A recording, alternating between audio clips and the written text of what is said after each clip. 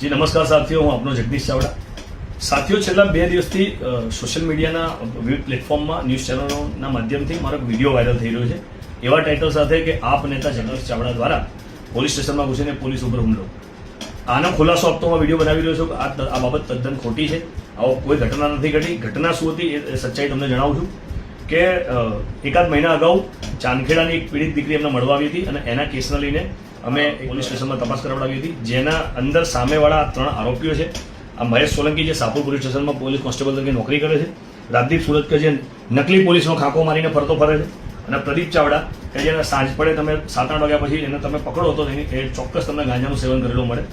આ 3 ઇસમો જે ક્યાંક ને ક્યાંક પાછા મારા પરિવારના સંબંધી પણ થાય છે. આ 3 ઇસમો વિરુદ્ધની તપાસ ચાંદખેડામાં ચાલતી હતી. એ દરમિયાન આ 3 ઇસમો દ્વારા મને ધમકી આપવામાં આવી. આ જે દીકરી પીડિત છે એ જે એનજીવાળા બેન સાથે અમારી જોડે આવ્યા હતા, એનજીવાળા બેનને પણ ધમકી આપવામાં આવી. એ ધમકીની બી અરજીઓ અમે ચાંદખેડા પોલીસ સ્ટેશનમાં આપેલી છે. તે સાથોસાથ ગત 13 તારીખના રોજ સુભાષભાઈ સર્કલ ખાતે આ ઇસમો એમના અમુક ટોળા દ્વારા મારી પર હુમલો બી કરવામાં આવ્યો હતો, જેની અરજી પણ રાણી પોલીસ સ્ટેશનમાં કરેલી છે. આ બધી અરજીઓ તો હતી. તેવામાં પીડિત દીકરી દ્વારા અમને એક દિવસ મેસેજ આપવામાં આવ્યા કે ભૈયા આપ થોડે બચકે રહેના. એ લોકોએ મને એવું કહેવડાવ્યું છે છોકરીને, પીડિત છોકરીને, કે તું આમાં સમાધાન કરી નાખ, તારી અરજી પાછી લઈ લે, અમે સામેવાળા જગદીશ ચાવડાને અમે મારી નાખવા દઈએ કે આમાં કેમ ડાપણ કરવા વચ્ચે પડ્યો. આવું મેં દીકરીએ કહ્યું. એટલે અમે એની પણ અરજી કરીને જવાબદાર પોલીસ અધિકારીઓને આપેલી છે અને એની પણ તપાસ ક્યાંક ને ક્યાંક ચાલુ છે. આ બધી તપાસ ચાલુ હતી. એમાં જવાબ લખાવવા માટે મેઘાનગર પોલીસ સ્ટેશન ખાતે આ સામાવાળા 3 જણા આરોપીઓ ત્યાં પહોંચ્યા હતા અને હું પણ ત્યાં પહોંચ્યો હતો. મારી સાથે પેલા એનજીવાળા બેન પણ હતા અને જે છોકરાને આ લોકોએ સોપારી આપી હતી છોકરો પણ હતો.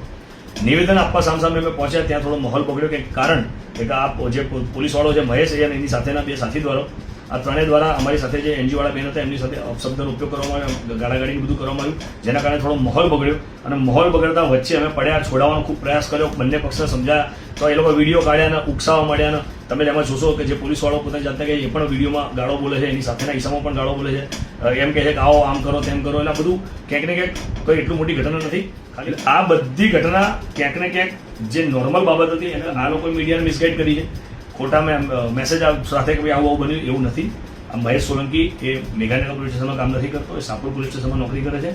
અને મેઘાનગરના હદ વિસ્તારમાં આવતી રામેશ્વર ચોકીમાં ફરજ પર જે હાજર હતા એ પોલીસ કર્મચારીઓ પણ મને સારી રીતે ઓળખે, હું પણ એમને સારી રીતે ઓળખું છું.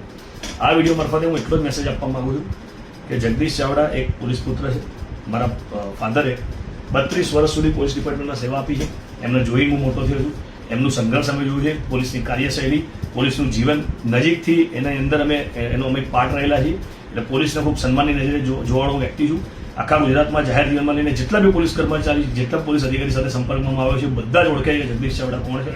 આ બધું હોવા છતાં જે મારી ઇમેજ જે ખરવાનો પ્રયાસ થયો છે એ ઇમેજ મીડિયાના મિત્રોએ ડિટેલ ચોક્કસ બંને પક્ષે જાણ્યા બાદ એના ફરીથી આ મારો વિડીયો મૂકવા વિનંતી કરી રહ્યો છું.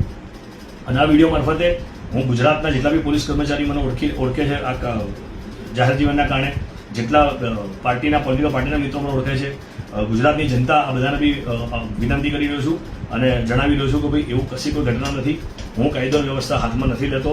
આજ મારી 40 વર્ષની ઉંમરથી 10 વર્ષનું જાહેર જીવન થયું. મેં કદી ક્યારેય કાયદો વ્યવસ્થા હાથમાં નથી લીધી. ના છૂટકે છોડાવવાના ચક્કરમાં જે બી નાનું મોટું થયું છે, પણ એ પણ પારિવારિક મામલો હતો. આ છોકરી વચ્ચે ઇન્વોલ્વ હતી, એ છોકરીની બી અરજી તપાસ ચાલુ હતી. આ બધાને લઈને ક્યાંક ને ક્યાંક એ લોકો મારી જાનથી મારીને મને સોપારી આપી આખી બબા લે છે. આમાં જગદીશ ચાવડા વર્સિસ પોલીસ એવું કશું જ નથી. એને ઉપજાવી કાઢવામાં આવ્યું છે કે અમારી ઇમેજ ઉપર ઠેસ પહોંચે. આટલું અમારું ક્લેરિફિકેશન આ વિડીયો મારફતે અમે મીડિયાના મિત્રોને અને પોલીસના મિત્રોને આપીએ છીએ. જય ભીમ, જય ભારત, ઇન્કલાબ.